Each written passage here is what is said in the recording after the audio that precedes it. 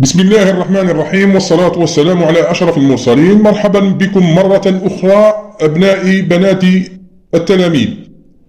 درسنا اليوم أو حصتنا اليوم هي دراسة جدول كارنو، طريقة التعامل معه وطريقة استعماله في اختزال المعادلات المنطقية. إذا لا أطيل عليكم، مباشرة نمر إلى دراسة أو اختزال أو دراسة المثال التالي: اختزل المعادلة المنطقية التالية باستعمال جدول كارنو، أو نقول عنها الطريقة البيانية. إذا لدينا S تساوي A بار B C بار، أو A و B بار و C بار، أو A بار و B و C، أو A و B و C بار. إذا هذه عبارة عن معادلة منطقية لمتغير الخروج S بدلالة متغيرة الدخول A و B و C. إذا لاحظوا جيدا هذه المعادلة كيف نقراها منطقيا. هنا A بار نعني بها صفر منطقي في A، B نعني بها واحد منطقي في B، C بار معناتها نعتبرها صفر منطقي في C. إذا هنا صفر واحد صفر، واحد صفر صفر، صفر واحد واحد، وواحد واحد صفر. إذا هذا التفسير المنطقي لمتغيرات الدخول. هنا S تساوي واحد منطقي من أجل هذه الحالات لمتغيرات الدخول الأربعة. باقي الحالات الأخرى S يساوي صفر منطقي، أي إذا كان S عبارة عن منفذ على سبيل المثال محرك، فإن هذا المحرك يشتغل من أجل هذه الحالة ومن أجل هذه الحالة، وكذلك من أجل تحقق هذه الحالة وهذه الحالة، وباقي الاحتمالات أو الحالات الأخرى لا يشتغل المحرك. هذا التفسير المنطقي أو التكنولوجي للمعادلة المنطقية لمتغير خروج بدلالة متغيرات الدخول. الآن لاحظوا جيدا هذه المعادلة باستطاعتنا أن نبسطها أكثر من هكذا. لماذا؟ لكي يتسنى لنا أن نحقق هذا التركيب بأبسط شكل ممكن. إذا نحن المسألة ربما خرجنا منها المعادلة بهذا الشكل، لكن المعادلة إذا كان حققنا تركيب S بدلالة متغيرات الدخول A B C، فإن التركيب سوف يكون أولا معقد، وأكثر كذلك كلفة، وصعب في التحقيق. الآن سوف نقوم باختزال هذه المعادلة لكي نحصل على معادلة بسيطة من حيث عدد الحدود، أي أنها تصبح سهلة التنفيذ أو التحقيق وغير مكلفة. هناك طريقتين طبعا لاختزال المعادلة المنطقية. هناك الطريقة الجبرية وذلك باستعمال نظريات ديمورغان، وهناك طريقة بيانية أسهل وأأمن من حيث الوقوع في الخطأ. إذا هذه الطريقة هي الطريقة البيانية باستعمال جدول كارنو. إذا نمر مباشرة إلى دراسة جدول كارنو بالتفصيل. في هذه الحصة سوف نقوم بتفسير ظاهرة جدول كارنو، من أين استخلصت أو كيف قام كارنو باستخلاص هذا الجدول. إذا تابعونا في الحل التالي. إذا يجب أن نرسم جدول الحقيقة نصب فيه المعادلة، وبعد ذلك نقوم بتفسير كيفية نقل جدول الحقيقة إلى جدول كارنو، رغم أننا يمكن أن ننقل حدود المعادلة مباشرة إلى جدول كارنو، لكن الهدف من هذه الحصة ليس فقط اختزال هذه المعادلة، ولكن الهدف من هذه الحصة هو التعرف على جدول كارنو من حيث التكوين والتركيب والتعامل معه. إذا تابعونا، سوف نقوم برسم جدول الحقيقة ثم بعد ذلك نعود إليكم. إذا لاحظوا جيدا رسمنا جدول الحقيقة كي نصب فيه هذه المعادلة. إذا جدول الحقيقة ماذا يوجد به؟ متغيرات الدخول A B C ومتغير الخروج S. إذا عندما نريد أن نرسم جدول الحقيقة يجب أن نمسح جميع الاحتمالات أو الحالات الممكنة لمتغيرات الدخول. كيف؟ مثلا نبدأ صفر صفر صفر، ومن بعد واحد صفر صفر، صفر واحد صفر. إذا ربما راح نغلط، ربما نكرر حالة وربما ننسى حالة مهاش في الجدول. إذا نتبع الطريقة التالية. العمود الأول اللي هو A نغير فيه المتغير مرة بمرة، مرة صفر مرة واحد، مرة صفر مرة واحد، مرة صفر مرة واحد، مرة صفر مرة واحد. متغير الدخول الثاني صفر صفر واحد واحد، صفر صفر واحد واحد. المتغير الدخول الثالث 4 أصفار 4 واحد. لاحظوا جيدا، كنا نتبع الآن نقوم بمراقبة جدول الحقيقة، سوف نجد أننا ذكرنا جميع الحالات الممكنة دون تكرار، دون تكرار. الآن نحن نضع قيمة آس المخرج آس وفقا للحالات الأربعة الموجودة. إذا 0 1 0، إذا 0 1 0، 0 1 0، أ بار بصفر، بي بواحد، سي صفر يعني بار. إذا هنا نضع المخرج يساوي واحد. يعني نزيدو نشوفوا الحد الثاني، أ ببار سي بار، يعني 1 0 0، 1 0 0، هذه الحالة. إذا هنا متغير الدخول كذلك يساوي واحد. نزيد أ بار بي سي، يعني 0 1 1، 0 1 1، هذه الحالة 0 1 1. كذلك متغير الخروج يشتغل، يعني يأخذ القيمة واحد. الآن الحد الرابع والأخير أ بي سي بار، يعني 1 1 0، 1 1 0، هاي الحالة 1 1 0. إذا كذلك هنا واحد. والباقي الحالات الأخرى التي ذكرتها سابقا لا يشتغل من أجلها متغير الخروج، إذا نضع فيها صفر. عندما يشتغل اس نضعها واحد، عندما لا يشتغل نضع صفر. إذا هذا هو جدول الحقيقة، نسميه جدول الحقيقة،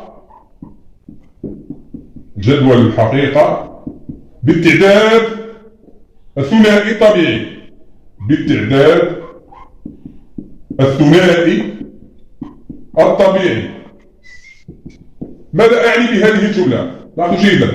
إذا جدول الحقيقة هذا قمنا بعد الاحتمالات أو الحالات باستعمال ثنائي طبيعي. إذا هذه 0 1 0 0 هي 1، 0 1 0 هي 2، 1 1 0 هي 3، 0 0 1 هي 4، 1 0 1 5، و0 1 1 هي 6، وأخيرا 1 1 1 هي 7 في النظام العشري. لاحظوا جيدا في هذا الجدول أبنائي وبناتي، هذا الجدول يفي بالغرض أني ننقل مباشرة إلى جدول كارنو. لاحظوا جيدا، كارنو لم يستعمل هذا الجدول أو جدول الحقيقة، بل استعمل جدول آخر لاستنتاج طريقته التي اكتشفها أو اخترعها، وهي جدول كارنو. كيف؟ لم يستعمل هذا الجدول، بل استعمل جدول حقيقة آخر مستعينا في ذلك بالعالم جراي. كيف؟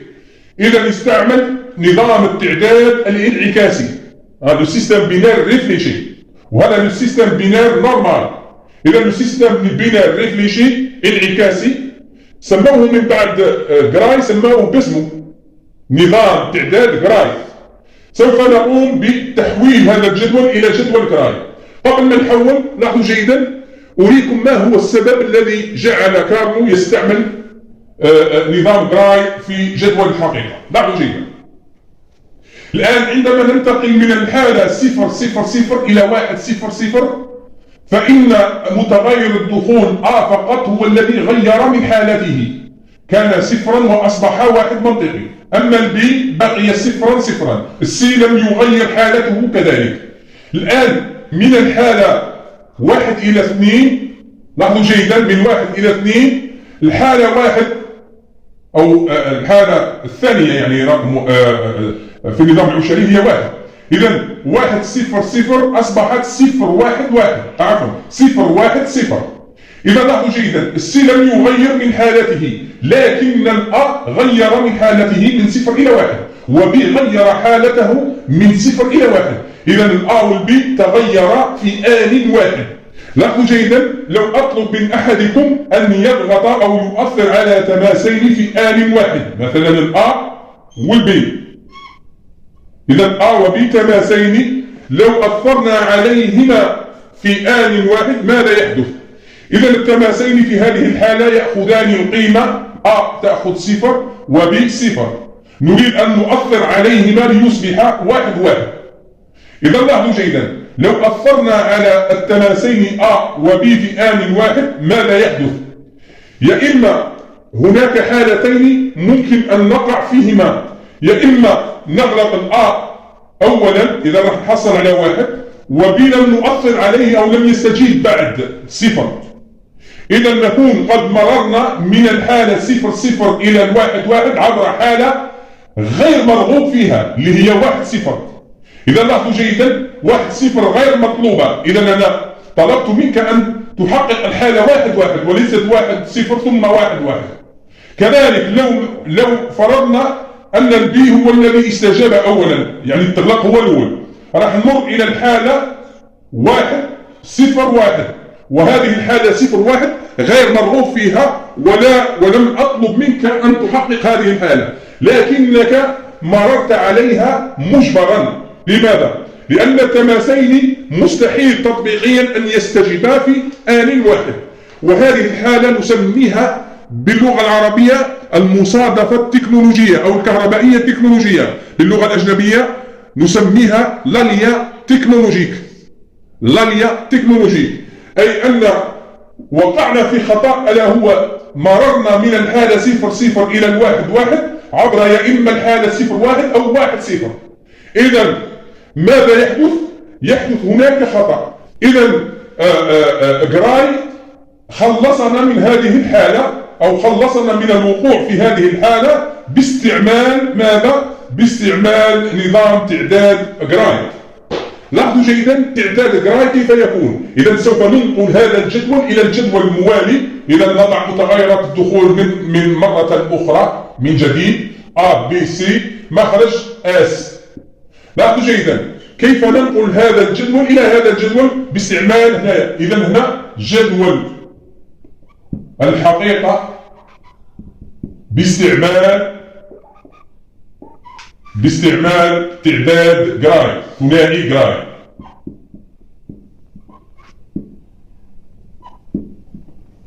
كيف؟ لاحظوا جيدا إذا هنا 0 1-0 الآن يجب أن نغير متغير واحد. جراي ماذا فعل؟ إذا 0 المفروض هذا العمود يتغير 0-1 لكن جراي شوف كيف جاب لنا طريقة 0-1-1 0-0 1-1 0 وهكذا. لو كان مازال عندنا حالات أخرى هذه 0-0 1-1 4-1 0-0. الآن هذه 4-0 هنا 4-1 المفروض يكونوا 8-1 وهكذا. لو كانت مازال عندنا قيم لمتغيرات الدخول أخرى A B C D E F G إلى غير ذلك. الآن لاحظوا جيدا أبنائي وبناتي الأمر بسيط جدا وركزوا معي. لو راقبنا الانتقال من حالة إلى حالة موالية نجد أن متغيرات الدخول يتغير متغير واحد. من الحالة هذه اللي هي 0 في النظام جراي إلى 1 في النظام جراي غير A. الآن من الحالة هذه 1 إلى 2 في النظام جراي تغير البي. الآن من 2 إلى 3 في النظام جراي تغير الأ. الآن من 3 إلى 4 في النظام جراي تغير ماذا؟ تغير السي، كان 0 أصبح 1. من 4 إلى 5 في النظام جراي تغير الأ كذلك، من 0 أصبح 1. من 5 إلى 6 في النظام جراي تغير ماذا؟ تغير البي. الآن من 6 إلى 7 في النظام جراي وش تغير؟ تغير الأ مرة أخرى. إذا لاحظوا جيدا في نظام جراي 0 1 2 3 4 5 6 7 ليست كالنظام الثنائي الطبيعي، وهذا نسميه نظام ثنائي انعكاسي سيستم بينار ريفليشي.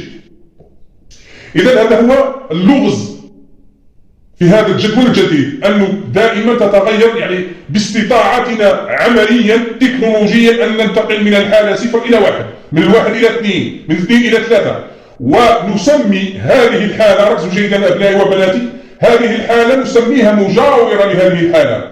هذه الحالة مجاورة لكن هنا هذه الحالة ليست مجاورة إلى هذه الحالة، وهذه الحالة كاين بعض الحالات فعلا متجاورة هندسيا ومنطقيا. دعوني أبين لكم ما هي كلمة تجاور هندسيا ومنطقيا. إذا هذا السطر يجاور هذا السطر هندسيا، لهما ضلع مشترك. منطقيا يتغير من الحالة هذه إلى الحالة هذه متغير واحد، هنا تغير السي فقط، إذا هذه تجاور هذه. لكن كون نشوفوا 3 والربعة هنا راح نلقى تغير السي وتغير الأ وتغير كذلك البي، تغيروا بثلاثة. إذا هذه الحالة لن تجاور أبدا هذه الحالة منطقيا. إذا هذه هي بما نسميها قاعدة التجاور. قاعدة التجاور، la relation d'adjacence. إذا حاولوا أن تفتكروا جيدا أو تتذكروا جيدا هذه المعلومة التجاوب، لأنه راح نحتاجوها بعد في كارل. لاحظوا جيدا الآن ننقل متغيرات الخروج أو متغير الخروج قيمه إلى الجدول الجديد. إذا هنا 0 0 0 0 0 القيمة هذه 1 0 0 هاي 1 0 0 إذا 1.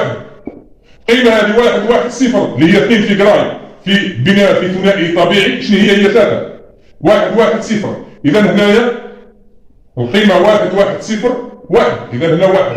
القيمة 0 1 0 أين هي 0 1 0 في النظام الثنائي هي 2 هاي 2 إذا 1 كذلك. الآن 0 1 1 اللي هي 4 في جراي في ثنائي الطبيعي هي 6 إذا هاي 6 0 1 1 1 كذلك. الآن الحالة 1 1 1 في نظام جراي هي 0 إذا في نظام جراي هي 5 لكن في الثنائي الطبيعي هي 7 إذا 0.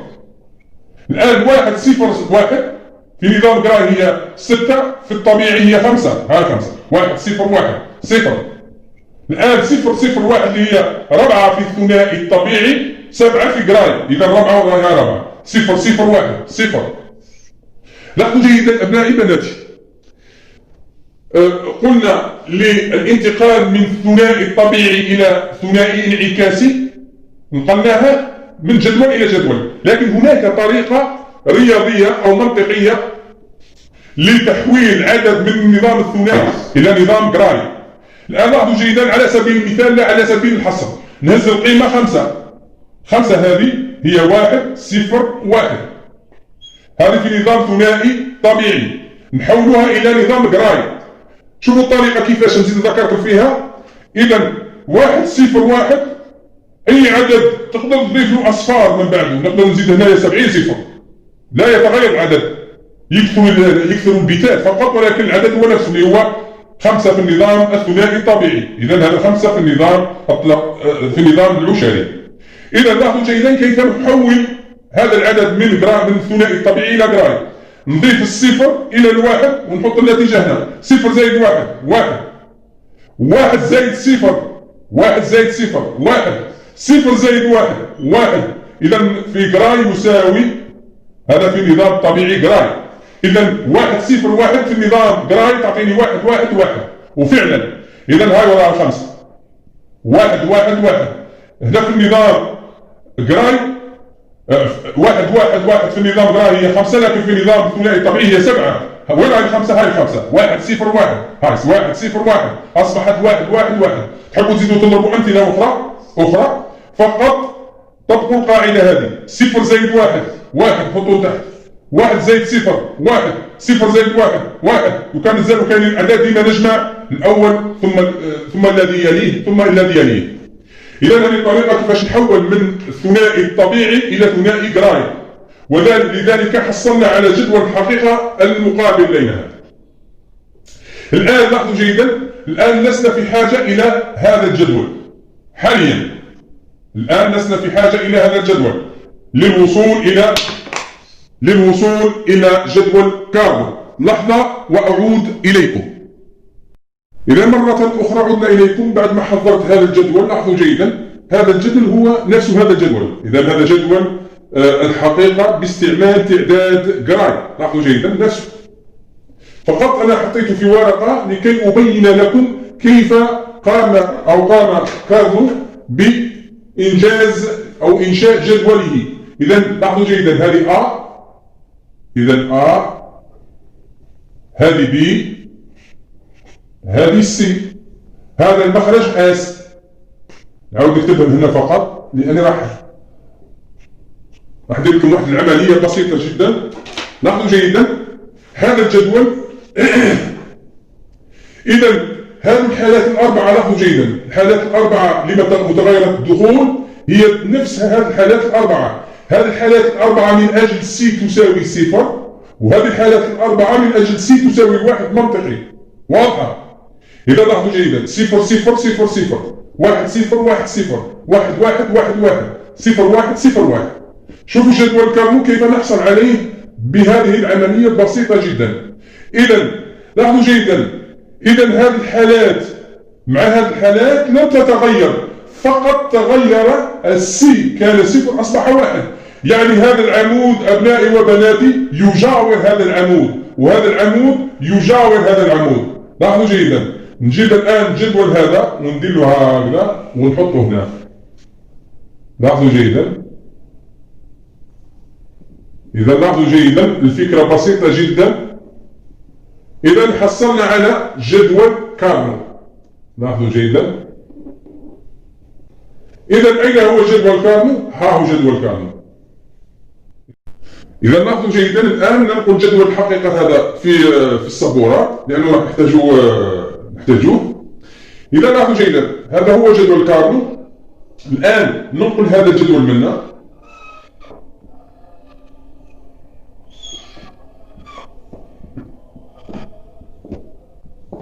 إذا لدينا هنا الحالة 0 0 0 1 0 0 و1 1 0 و0 1 0. لاحظوا جيدا. الحالة الثانية في الجهة الأخرى لدينا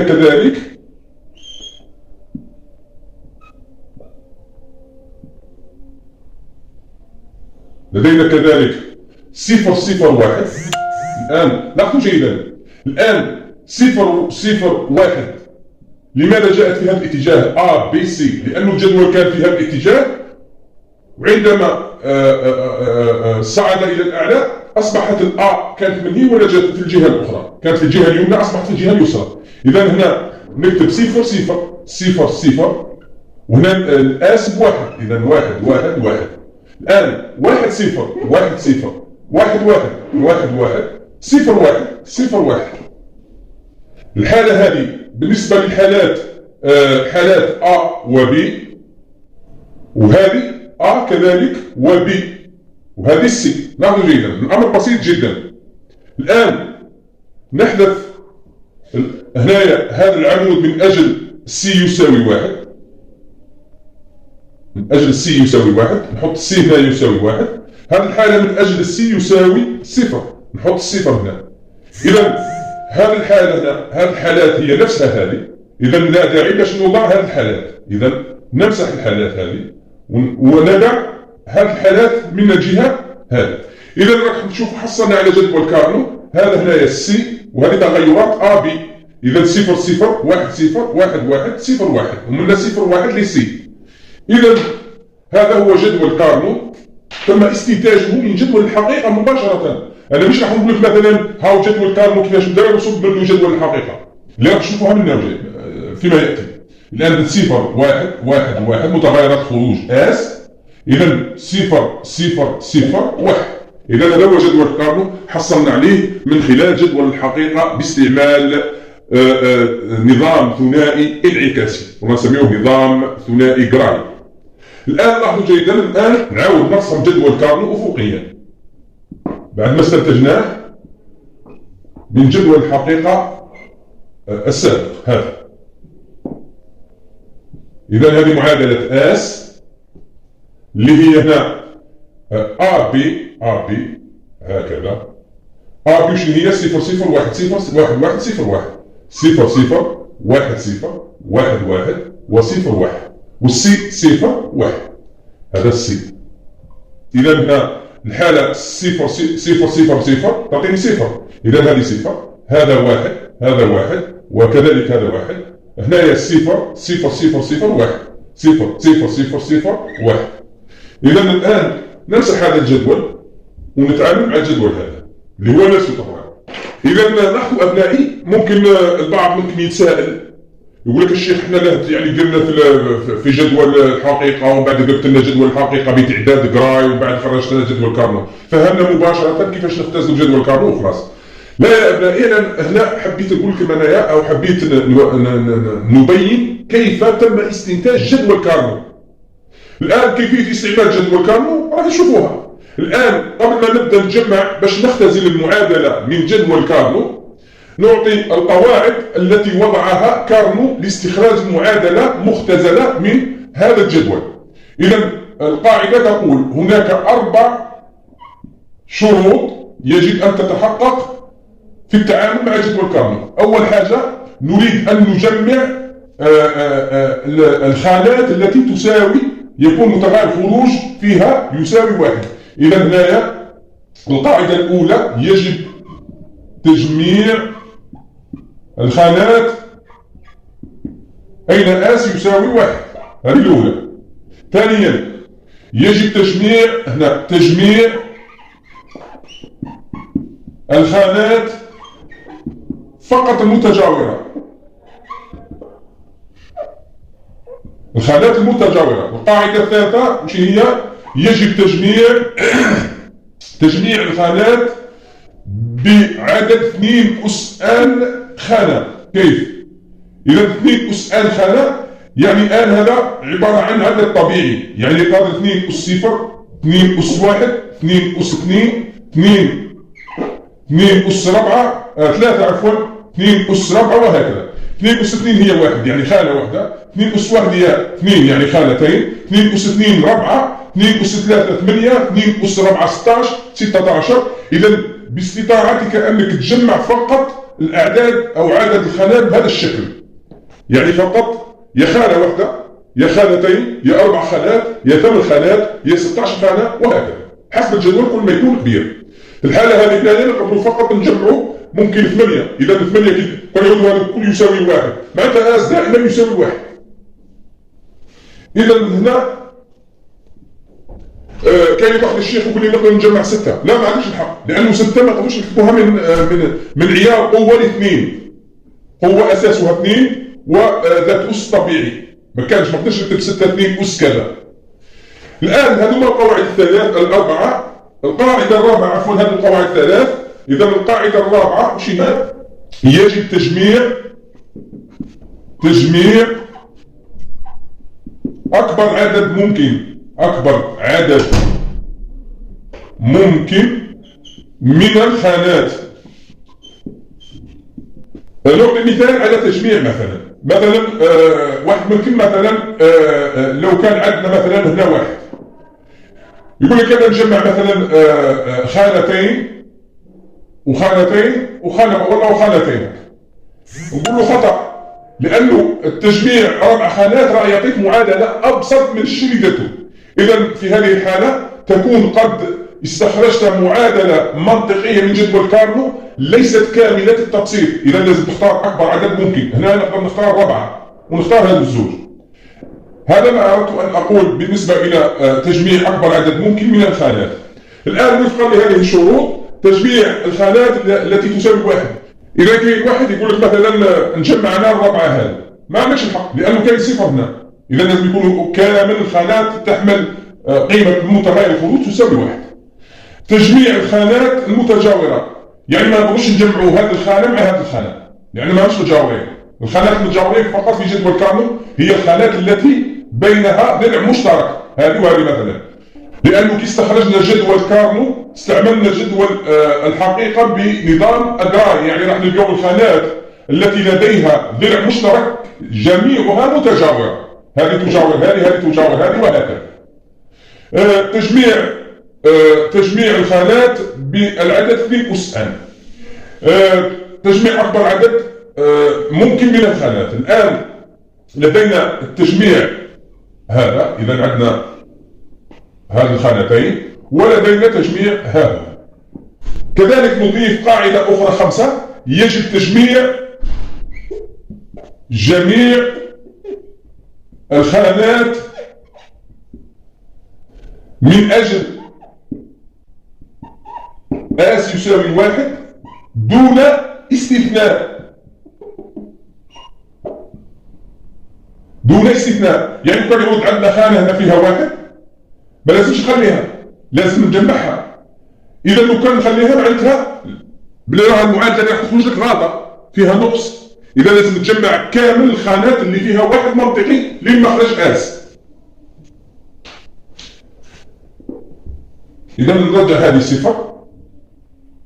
إذا لدينا هذه القواعد ال5 الآن نستعملها ونستخرج المعادلة بالشكل التالي. لاحظوا جيدا المعادلة كيفاش تكون. إذا التجميع نبدأ بهذا التجميع مثلا. الآن التجميع هذا وش يعطيني كمعادلة؟ إذا آس تساوي المخرج اس يساوي. إذا هنا لاحظوا جيدا في التجميع هذا لدينا خانتين. إذا عندما ننتقل من الخانة إلى خانة أخرى في نفس التجميع، إذا ننتقل من الخانة هذه إلى الخانة هذه، عناوين هذه الخانتين أو هاتين الخانتين، إذا عنوان هذه الخانة 010 وعنوان هذه الخانة 011. إذا الانتقال من الخانة إلى خانة تغير لي، وين اللي تغير لي سي. إذا A B هنا A بار B ما تغيروش في الخانتين، لكن اللي تغير هو سي. إذا السي نحذفوه، إذا تبقى لي هنايا A بار سي A بار B. إذا تبقى لي هنا A بار B. الآن التجميع هذا السي ما تغيرش له، لأنه كان عندما ننتقل من خانة إلى أخرى هكذا أو هكذا السي ما تغيرش. السي هنا واش قيمته في هذه الخانة؟ صفر، وفي هذه الخانة صفر. لكن اللي تغير شكون؟ الآ كذلك ما تغيرش، لكن اللي تغير شكون؟ بي. كان صفر أصبح واحد، أو كان واحد منهم أصبح صفر. إذا البي يروح، تبقى لي هنايا أو أ والسي بار. لاحظوا جيدا ما بين من تجميع إلى تجميع نضع الجمع المنطقي، وفي نفس التجميع نضع جداء منطقي. يعني هذا في نفس التجميع راح تعطيني جداء منطقي، ومن تجميع إلى تجميع تعطيني جمع منطقي. يعني الآس شغال من أجل هذا التجميع أو هذا التجميع. هذا التجميع يعطيني هذا التجميع، مثلا هذا التجميع يعطيني A بار سي، وهذا التجميع يعطيني A سي بار. إذا هذه هي المعادلة اللي استخرجناها من جدول كارنو. الآن فقط أريد أن أتحقق جبريا من المعادلة هل هي صحيحة أم لا. إذا المعادلة هنايا لاحظوا جيدا، الحد الأول A بار B سي بار. لاحظوا جيدا A بار B سي بار، وهذا الحد A بار B سي. لاحظوا جيدا الA بار B والA بار B نفس القيمة نستخرجهم عامل مشترك من هذا الحدين. إذا تعطيني هنايا A بار B وجداء منطقي C بار أو C. لاحظوا جيدا هذا الحدين هذا الزوج. إذا هذا وهذا أعطوني A بار B وبين قوسين C بار أو C. لاحظوا جيدا هذه تساوي واحد منطقي. هذه العبارة هذه تساوي واحد منطقي. إذا نقدر نبرهنها كهربائيا. لاحظوا جيدا السي بار والسي عبارة عن تماسين لنفس القاطعة. يعني لدينا قاطعة بها تماس مفتوح والآخر مغلوق هكذا، لأنه تكنولوجيا السي نسميه المثلوب بتماس مفتوح، والسي بار المثلوب بتماس مغلوق. هذا السي بار. لاحظوا جيدا تكنولوجيا يعني هذا التماس في حالة الراحة مغلوق، عندما لا نؤثر عليه مغلوق، ونرمز له باللغة الأجنبية يعني بالحروف الأجنبية NC يعني now closed يعني حاليا مغلوق، وهذا نرمز له NO now open يعني حاليا مفتوح. وهذا هما نفس التماس يعني التحكم فيهم في آن واحد. لاحظوا جيدا إذا لو كان نضع اس هنا على أساس أنه مصباح.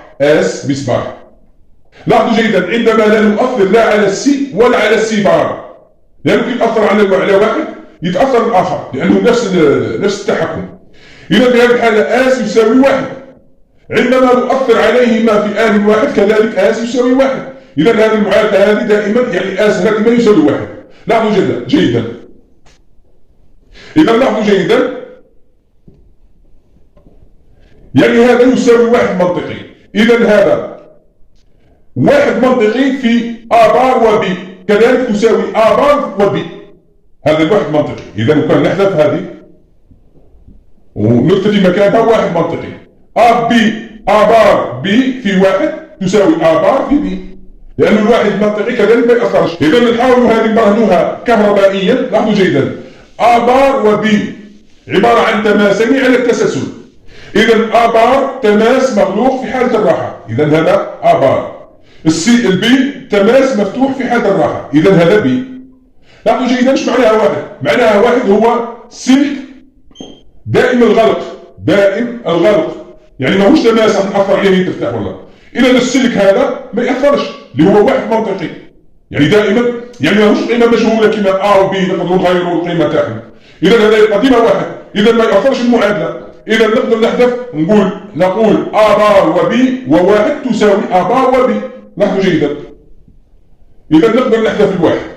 الان او لدينا الحدين ا وبي بار وسي بار، ا وبي وسي بار. لاحظوا جيدا المشترك هنا هو ا والسي بار، نقدر نخرج معنا المشترك كذلك. اذا تبقى لي هنايا ا والسي بار و بي بار او بي.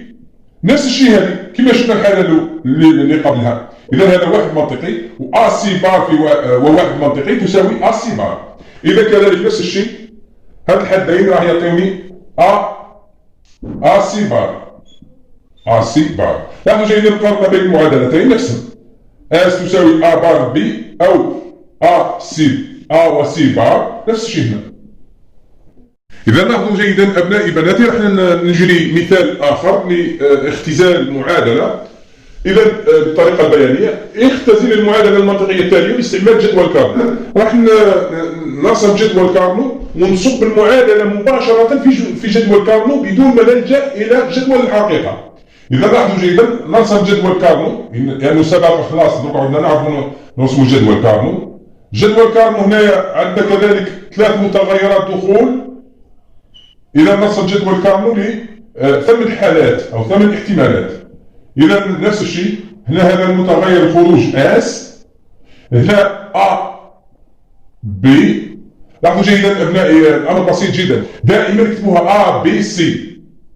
ما تقدروش ديروا ا بي سي، ديما اكتبوها من اليمين إلى اليسار ا بي سي هكذا. إذا نضع عناوين خانات جدول كارنو بالطريقة هذه بسيطة جدا. طبعا هذا السي هو 0 1. الآن ا بي شو هنا نبدا هكا 0 0 0 1 1 1 1 0 وخلاص. تجي سهلة هكا 0 0 0 1 1 1 1 0. الآن هنا 0 1. إذا الآن كيف يتم صب المعادلة في جدول كارنو؟ الأمر بسيط جدا أبنائي. قلنا ا بي بار سي بار يعني 1 0 0. يعني العنوان الذي هذا العنوان للحالة التي من أجلها الحالة الأولى التي من أجلها اس يساوي 1 هي 1 0 0. أين هي 1 0 0؟ 1 0 0 لأنه لاحظوا جيدا الأ بي هذه أ وهذه بي وهذه سي. أ بي بار سي بار. إذا هذا 1. لاحظوا جيدا الأمر بسيط جدا أولادي. راك داخلين على الفروض إن شاء الله وربي يوفق الجميع. فقط كما سبق وأن أذكر أولادي شوفوا كي نجي نحل أنا مسألة ولا تمرين قبل ما تشوفوا الحل دائما روحوا حلوا انتم، حاولوا فيها الساعة، حاولوا فيها ومن بعد روحوا شوفوا الحل. يعني تقدر توقف الفيديو كما كنت نقول سابقا، حاول فيها ان شاء الله تجيبها صحيحة. حتى لو تجيبها صحيحة روح قارن الإجابة تاعك، لك روح حتى تلقانا احنا غالطين صححنا. ولا إذا كان كي تروح غلط راح تشوف مع الحل الصحيح. إذا هنا الحد الثاني ا بي سي بار يعني 1 1 0 وراي 1 1 0 1 1 0. هنا يشتغل الاس. كذلك الحد الثالث ا بار بي سي 0 1 1 0 1 1. هاي ورا.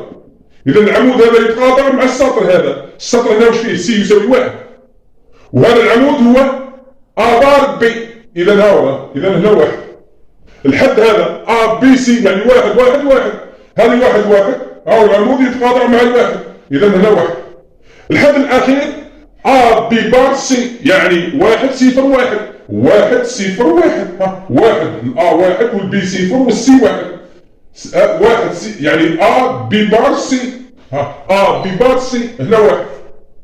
الحالات اللي ما ذكرتش في المعادلة هي 3 حالات هذو نحط في مكانهم أصفار يعني متغير الخروج يساوي 0 لا يشتغل في هذه الحالة. إذا المثال هذا باش نزيد نشوف كيفاش نستعمل جدول كارنو. لاحظوا جيدا كما قلت انا القواعد اللي ذكرناها قبيله لازم نجمع اكبر عدد ممكن من الخانات، والخانات هذه لازم تكون تساوي 1 منطقي يعني المخرج يساوي 1 منطقي، ولازم يكون العدد نتاعها 2 أس 0 2 أس 1 2 أس 3 2 أس هذه هي 4 4. وقلنا اكبر عدد ممكن من الخانات وكذلك لازم يكونوا الخانات متجاورة. إذا هذه الخانة وهذه الخانة متجاورين بيناتهم خط، بيناتهم ضلع مشترك. هذه الخانة وهذه الخانة متجاورين، هذه الخانة وهذه الخانة متجاورين، هذه الخانة وهذه الخانة متجاورين. بصح ما يجيش واحد أبنائي يقول لي يا شيخ هاي هذه الخانة وهذه الخانة متجاورين، ليستا متجاورتين وجمعتهم مع بعضها. لا يا بني، نزيد القاعدة، نزيد نوضحها لك مليح. يجب أن تكون الخانات متجاورة مثنى مثنى، يعني هذه جاور هذه، هذه جاور هذه، هذه جاور هذه، هذه جاور هذه، يعني نقدر هذه ربعة نجمعوهم. مش شرط هذه جاور هذه ما عندنا ما دخلها بها، لأنه هذه راح يخرج فيها عامل مشترك، هذه راح يخرج فيها العامل المشترك. كلمة العامل المشترك هذه لا تلقوا إليها نظر، لأنه فيها حكاية، لا داعي باش نزيد نذكرها. حنا ديجا في الأول طولت عليكم ووريت لكم جدول كامل كيفاه جبدناه وحكاية طويلة. لكن للإفادة هذيك إذا نجمع هذه الربعة أكبر عدد ممكن. قال لي الواحد هذا لاحظوا جيدا، كاين واحد يقول لي الشيخ نلقاه نجمعوا هكا صحيحة بس احنا أقصى. لا يا بني، هذه قاعدة زدنا استنتجناها لكم. شنو هي؟ قلنا احنا لازم نجمع أكبر عدد ممكن من الخانات. وكذلك قاعدة أخرى أبنائي، يمكن تكرار استعمال الخلية أو الخانة في أكثر من تجميع.